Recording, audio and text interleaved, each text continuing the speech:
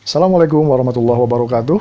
Ketemu lagi bersama saya Dani Mubarok di channel Dani Mubarok yang tetap membahas bisnis dan usaha yang sampai saat ini saya masih fokus membahas tentang eco racing. Kawan-kawan, kalau kita melihat ke belakang di akhir tahun 2020 ini, bulan Desember, kita mungkin bisa mengingat ya memori masa lalu ketika kita pertama kali join di eco racing. Malam ini kita curhat saja. Kita bicara dari hati ke hati apa yang telah terjadi beberapa waktu yang lalu begitu. Mungkin penonton ada yang sudah join, ada yang belum join. Dan saya akan bercerita tentang apa yang kita lakukan beberapa waktu yang lalu ketika kita baru pertama kali join di eco racing. Kawan-kawan, eco racing ini sempat saya dengar beberapa kali di tahun 2019 waktu itu. Saya sempat di YouTube juga saya ngelihat eco racing ini sudah lama ya. 2018 mungkin sudah ada, 2019 disempurnakan perizinannya kalau tidak salah seperti itu. Nah, saat itu saya tidak tertarik sama sekali dengan bisnis model seperti ini. Kenapa saya mengatakan model seperti ini? Karena memang polanya sama. Satu, merekrut orang, kedua, menjual. Sebelum saya join di eco racing, saya pernah dulu gabung di beberapa bisnis model seperti ini.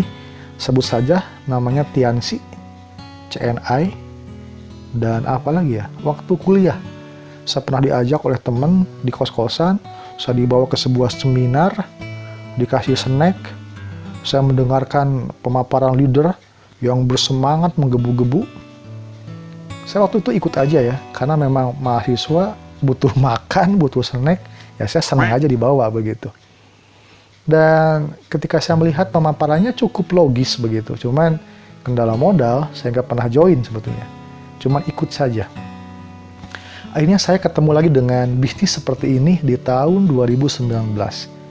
Mungkin 8 tahun ke belakang lah, 8 bulan ke belakang.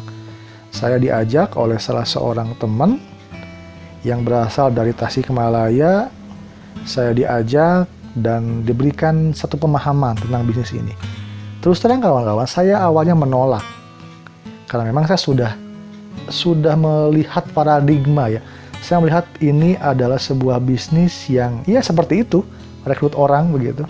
Itu yang saya pahami. Bahkan saya mengatakan ini MLM. Oke lah ya, semua orang berhak melihat dari sudut pandang manapun. Ini namanya paradigma kan, cara melihat orang. Ketika angka 6 diletakkan di lantai, itu kalau orang sebelah sana melihatnya angka 9. Kalau saya melihatnya angka 6. Sama sebetulnya, cara melihatnya dari mana. Saya melihatnya ini MLM, multi level marketing.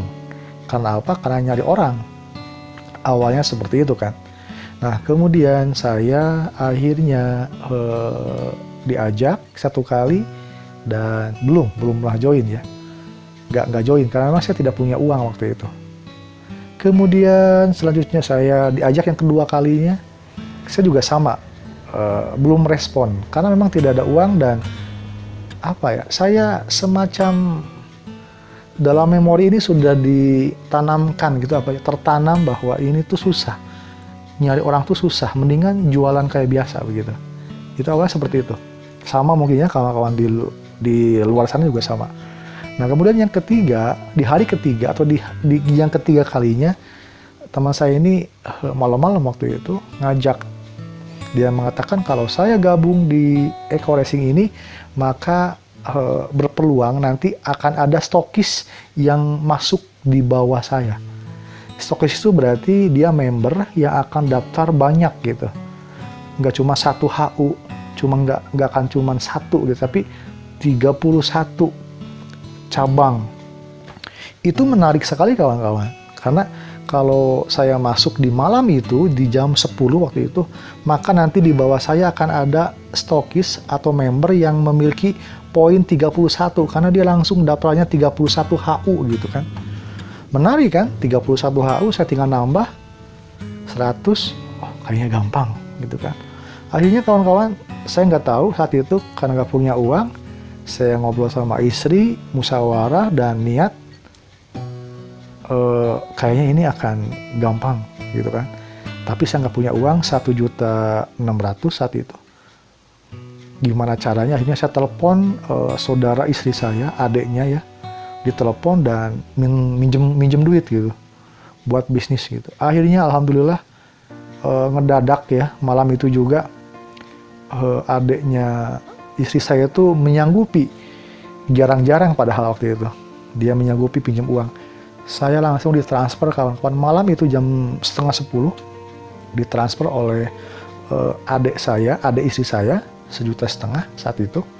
Dan alhamdulillah langsung saya pergi ke ATM, saya langsung transferkan juga ke nomor leader saya, member leader itu kan, saya transferkan langsung. Dan malam itu juga saya join jam 10 dengan bacaan bismillah. Saat itu saya naik motor Supra dan malam-malam akhirnya saya join dengan satu harapan, saya akan mendapatkan semua impian yang dijelaskan oleh leader. Motor cash, mobilio cash, Pajero cash, rumah cash, dan beberapa profit ya, keuntungan transferan. Semenjak itu kawan-kawan, saya totalitas dalam membangun bisnis ini.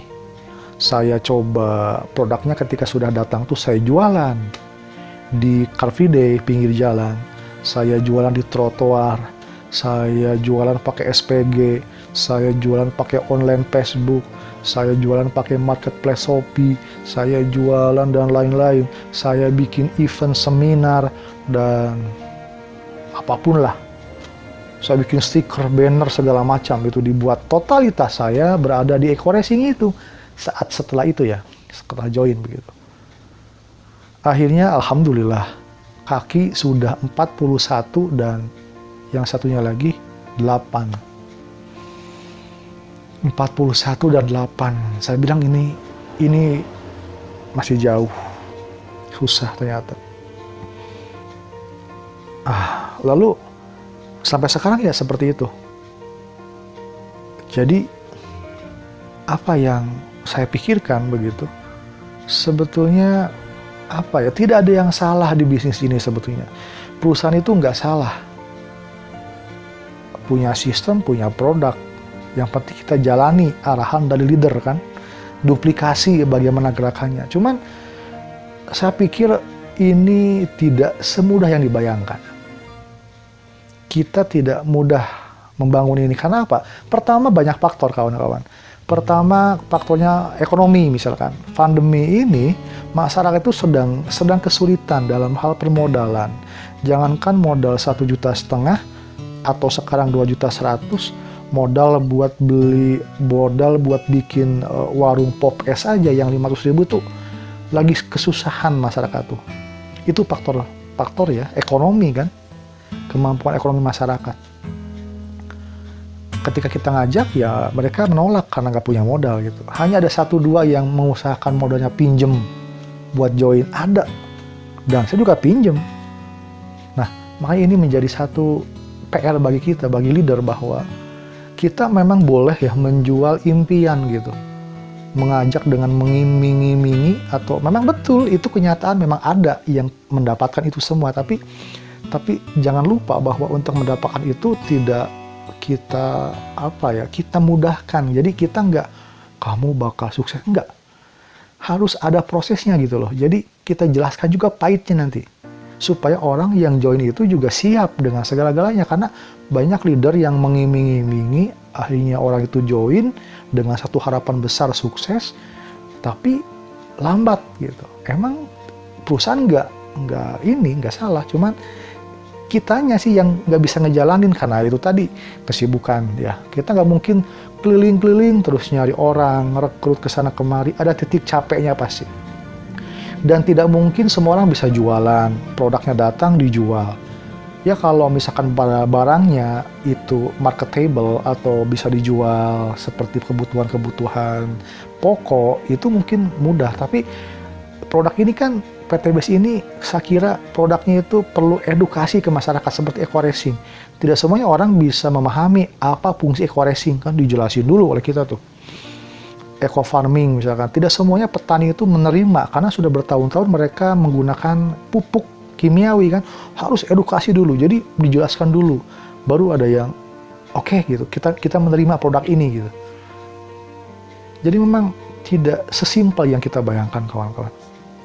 Nah, itu yang harus kita pahami bahwa kita tidak ingin mengorbankan orang untuk join kemudian melepaskan begitu saja kan, tidak. Kita juga memahami, kita juga tahu bahwa orang itu mengadakan uang itu mungkin ada uang pinjaman, uang pribadi, uang apalah, kita nggak pernah tahu. Nah setelah dia join, maka kewajiban kita sebagai leader sebetulnya membina gitu, jangan sampai ditinggalkan dan leader mencari orang lain di luar sana begitu. Kasihan orang ini yang sudah membayangkan akan mendapatkan hasil, mau cash dan lain-lain, tiba-tiba ya seperti itu ya.